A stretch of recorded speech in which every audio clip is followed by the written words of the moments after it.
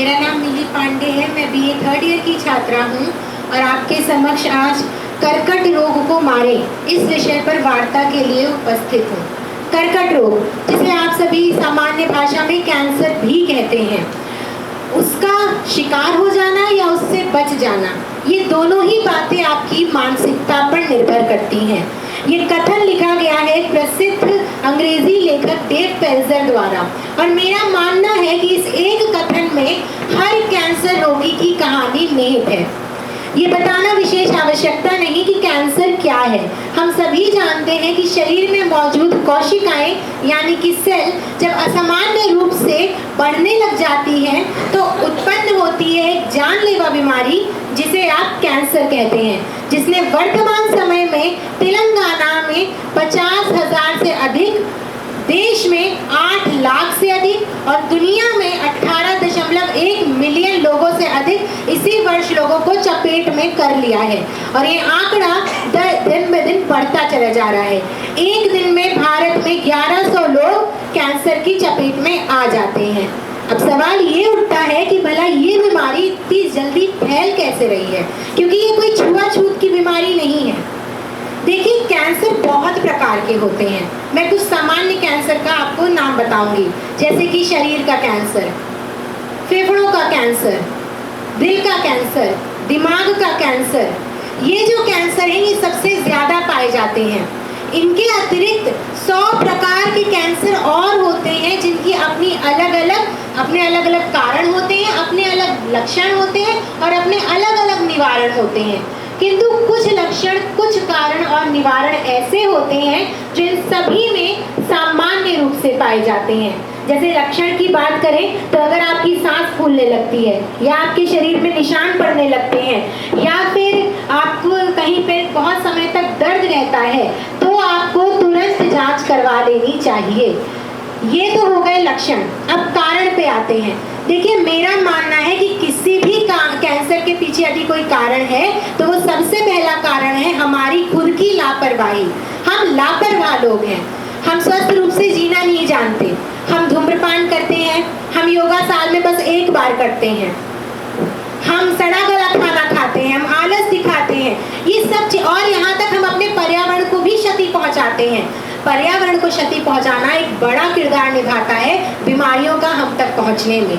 तो यही सब कारण है जो कैंसर हम तक पहुँच जाता है। अब इन सब का निवारण कैसे किया जाए? देखिए, जब कैंसर हो जाता है ना और इलाज करवाने की बारी आती है तो इतना पैसा लग जाता है कि जो मध्यवर्गीय या गरीब इंसान होगा उसकी आधी संपत्ति चली जाती है। और जब तो सही हो जाता है तो उसके मन में ये विचार आता है, यार इससे अच्छा मैं ना बचता, क्योंकि अब तो मेरे पास वैसे भी कुछ नहीं बचा जीवन में। इसीलिए जिसे अंग्रेजी में कहते हैं prevention is better than cure, Hindi में कहेंगे कि निवारण उपचार से बेहतर है। हमें निवारण करना चाहिए। जब हमें पता है कि क्या क्या करने से हमें कैंसर हो जाएगा, वो चीज़ें नहीं करना चाहिए। लोग कहते हैं धूम्रपान मत करिए। मैं कहूँगी धूम्रपान मत करिए और ना करने दीजिए। पर्यावरण में पेड़ ना काटिए और ना काटने दीजिए। आप सामने से आके लोगों को टोकिए। जब आप टोकेंगे तो इंसान के मन में खुद बैठ जाएगा कि मुझे क्या करना चाहिए और क्या नहीं करना चाहिए। योगा बार बार कीजिए। कम से कम हफ्ते में 3-4 दिन आप योगा के लिए निकालिए। आप शाकाहार भोजन, मैं ये नहीं कह रही अगर आपको पसंद है मांस खाना तो कभी कभी खा लीजिए, आपकी अपनी इच्छा है, किंतु शाकाहार भोजन को आप ज़्यादा बढ़ावा दीजिए। इसी के साथ साथ व्रत रखना शुरू करिए। अगर आप धार्मिक नहीं हैं तो कोई बात नहीं, आप अपने इच्छा से व्रत रखना शुरू करिए। उससे आपके शरीर को ही फायदा होगा। ये सब चीज़ें, ये सब निवारण है जो आपको अपनाने चाहिए। अब शुरुआत में मैंने एक कथन कहा था कि आपका शिकार होना या बच जाना आपकी अपनी मानसिकता पर निर्भर करता है। उसको कहने के पीछे मेरा अपना एक कारण था। वो कारण ये है कि देखिए, 50-60 साल का व्यक्ति कैंसर रोगी हो जाता है, समझ में आता है। आजकल 15, 16, 17 साल के बच्चे कैंसर रोगी हो जा रहे हैं। मेरा खुद का एक मित्र ब्रेन कैंसर पीड़ित हो गया था 17 साल की उम्र में।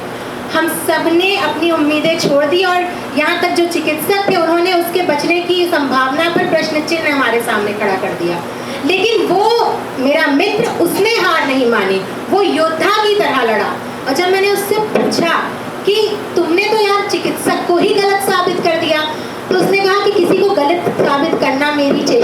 नहीं थी। मेरी चेष्टा थी कि मुझे इस कैंसर नाम की बीमारी को हराना है, और जब तक मैं नहीं बचना चाहूँगा तब तक दुनिया की कोई दवा या दुआ काम नहीं करेगी। और उसकी ये बात साबित करती है कि प्रसिद्ध लेखक डेव पेल्जर ने क्या कहा था। उससे मुझे ये आभास हुआ कि यदि मेरा मित्र लड़ सकता है कैंसर से, तो कोई भी लड़ सकता है कैंसर से। ये इतनी जानलेवा बीमारी नहीं जितनी जानलेवा इसको हमारी लापरवाहियों ने बना रखा है। कैंसर एक दानव है जिसको उत्पन्न मानवों के ही दुष्कर्मों ने किया है, तो हम ही मानवों के सुकर्म ही इसको अंत कर सकते हैं। अंततः मैं यही कहूँगी कि कैंसर को मारिए इससे पहले कि कैंसर आपको मार दे। अब तक इसी साल WHO की रिपोर्ट के अनुसार 40 मिलियन लोग मर चुके हैं। ये जो आंकड़ा है इसे कम से कम तक ले जाना है।